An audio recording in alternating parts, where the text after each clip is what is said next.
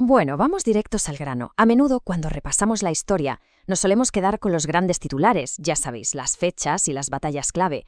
Pero hoy vamos a hacer un recorrido, un análisis muy profundo de un régimen que duró apenas 12 años. Vamos, menos de lo que dura un ciclo escolar completo, y que sin embargo dejó una sombra inmensa. En este recorrido vamos a tirar de la manta para sacar a la luz esos secretos oscuros y brutalmente impactantes que los libros de texto tradicionales casi siempre pasan por alto. Y fijaos en esta frase, porque lo resume a la perfección.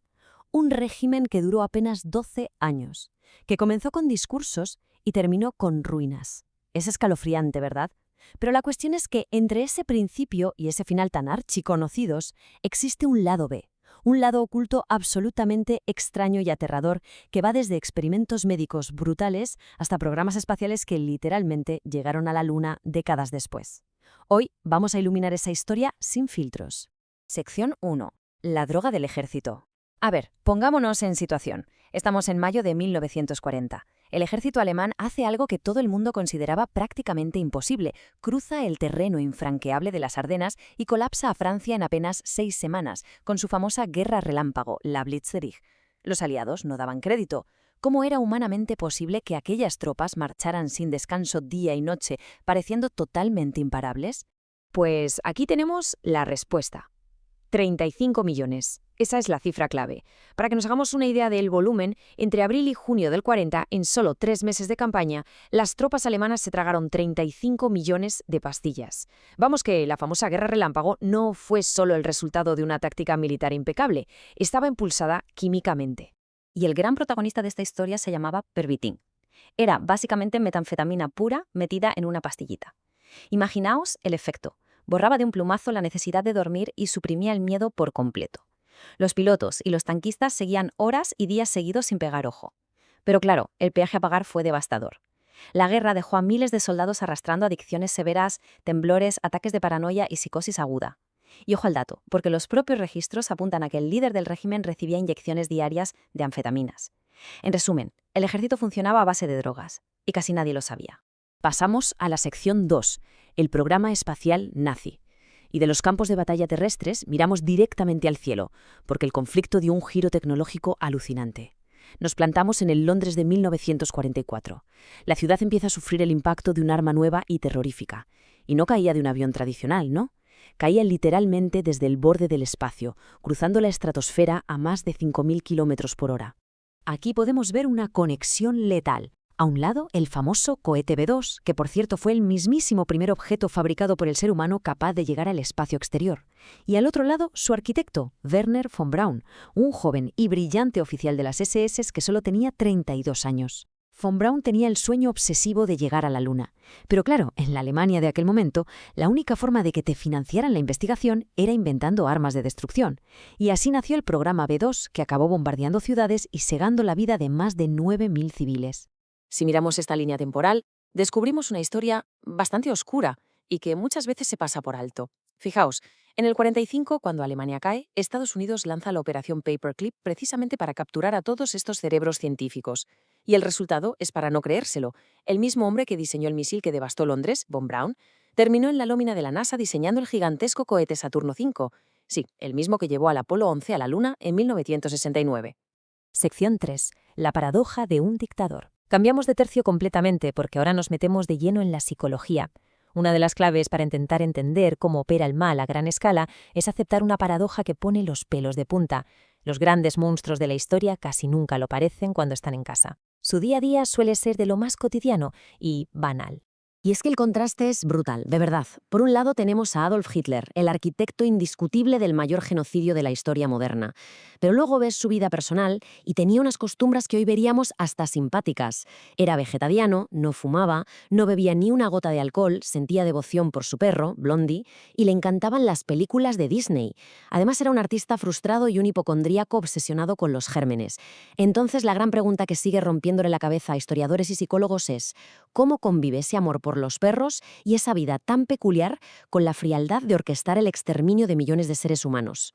Número 4. La maquinaria de propaganda. Y claro, viendo todo esto, nos preguntamos, ¿cómo diablos convences a una nación entera para que mire hacia otro lado y siga ciegamente un camino tan absolutamente catastrófico? La respuesta estaba en el ministerio de Joseph Goebbels. Este hombre montó un sistema de control de la información tan sumamente perfecto y despiadado que lograba moldear la mente de las masas a su antojo. Fijaos en cómo montaron este plan, paso a paso. Primero, el control total de las ondas.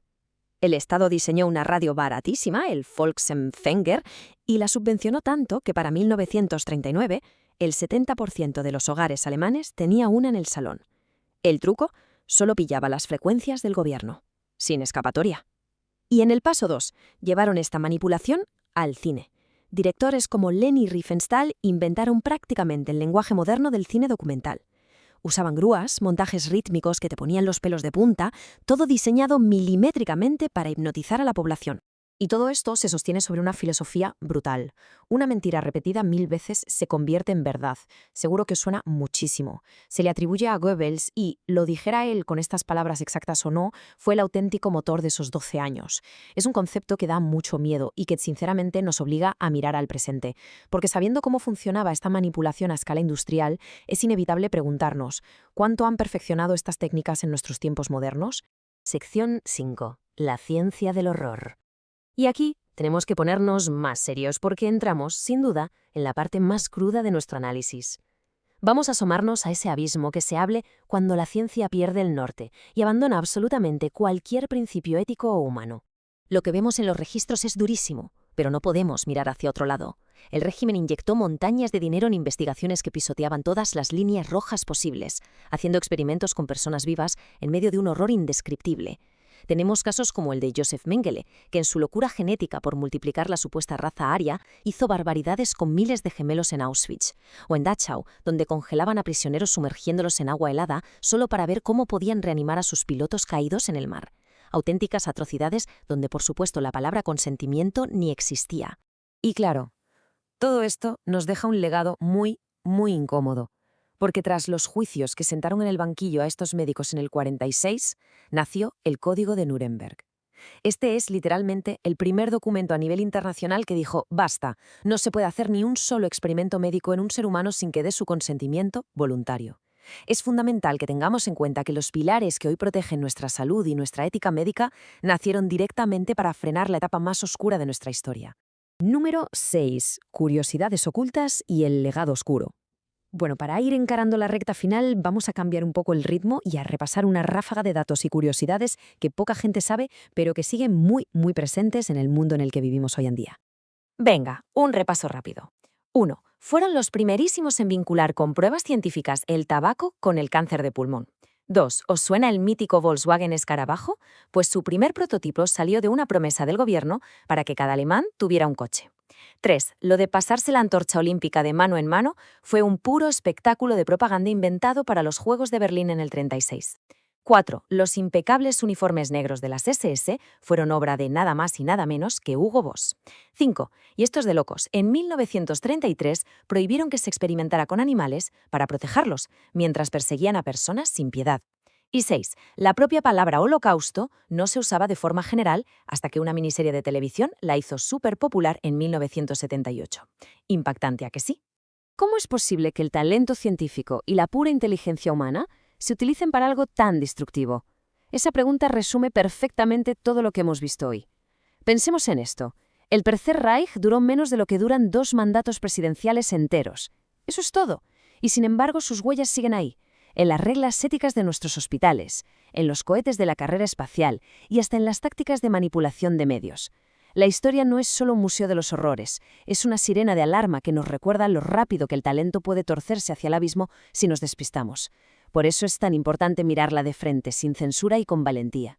Esperamos que este análisis os haya dado mucho que pensar. No dejéis nunca de cultivar esa curiosidad por aprender.